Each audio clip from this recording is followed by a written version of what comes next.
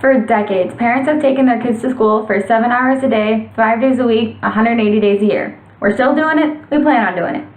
But is it paying off? Is sending our kids to school for that long, for an extended amount of time, really paying off as much as we think? For a lot of students, it's not. Along with a lot of other school systems here in the country, Wichita Public Schools do not provide an adequate learning environment for its students. I feel qualified to talk about this, or at least able to say something about it, because of two reasons. First, I saw firsthand just how much students struggled if they didn't fit the perfect mold of the system. And second, I attended a lot of school board meetings my sophomore year of high school, and I heard firsthand from the school board their decisions and why they made them and how they justified bad decisions that they actually turned around. So what exactly is a healthy learning environment? Well, there's two factors that have a great impact on just how well the student is learning. The first is how big the class sizes are. The smaller the class, the better the students learn, for a couple reasons. The first is that students have more one-on-one time with their teacher. If they're being taught a lesson and they have questions and they need more in-depth conversation with their teacher about it, they're able to receive it. Another is that the teacher can actually restructure the class itself. If you have a class full of people that are more visual learners than more textbook learners, the teacher is able to reach out to the students and figure out a way to present the information better. The bigger the class, the harder it is to meet the students' needs specifically. With the smaller classes, students tend to focus better as well. With the less cluster and the less students, there's less going on and there's less to be distractions. It's just the student and the teacher and a lesson. With the smaller classes and the less distractions, also comes less delinquent behavior. Students are less likely to be on their phones, asking for passes to the bathroom, to get out of the lecture, or doing other things when the teacher is actually seeing them. With a bigger class, it's harder to tell who is on their phone and who is actually paying attention. Another factor is how many breaks students are allowed during the day. A lot of schools are set up to where you are doing one subject for a long time or an extended amount of time throughout the day with no breaks. Breaks actually help retain the information better. Instead of throwing the material at the student and having them practice it and then learn it, practice it and learn it, practice it and learn it, and so on, have them take breaks after you teach them but before you practice it. Teach them the material, give them a break, let the information sink in, and they're actually able to retain it better and recall it later on. Another reason that breaks help is that it helps the students stay focused.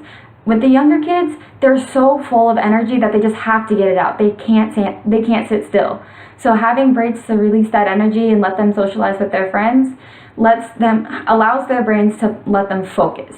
With the middle school and high school, it's more hormonal. So letting them have breaks to just let their minds wander, let them be social, let them be the growing teenagers they are, they're more likely to be focused on the subject when they return to class. So why exactly do the school systems here, especially here in Wichita, not meet those requirements? Well, first, I have attended, I believe, 5 different schools before I attended schools that had less than a 100 enrollment count, and no class that I have less than 20. All the classes are just jam-packed unless they're like this senior level class that you have to take 4 years of requirement classes for. With those that need extra help, you have to come in before school, after school, during lunch, or during a free period. And most kids can't do that. They can't accommodate, and it's just out of the way for them, out of the way for the teacher. It's so much easier to learn the information and understand the information at the same time, instead of outside when you actually learned it. The other thing is that we go to school for 7 hours a day, and we get one break for about an hour to eat lunch. And for those in elementary school and some middle schools, you get recess too. But the thing about recess is that it's not for the students, it's actually for the teachers. Teachers are entitled to one break per day to eat their lunch, about 30 minutes. So the way that the school system incorporated it is to take all the kids outside just to let them play under the supervision of a couple teachers while the rest of the teachers have their lunch, and they rotate.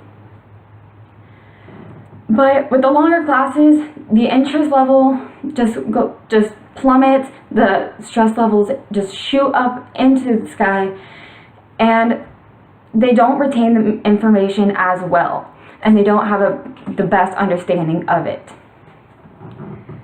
Overall, the school system in the country is completely underfunded, and it's terrible. We are sucking the money and taking the money out of the future of the country and putting it into what we have now. Why would we take money out of the education? The people that are teaching our children now are gonna need Social Security later. If those that they're teaching don't get the proper education, they're not gonna get proper jobs to pay Social Security. They're gonna be the head of the country one day. Don't you want to leave it in good hands?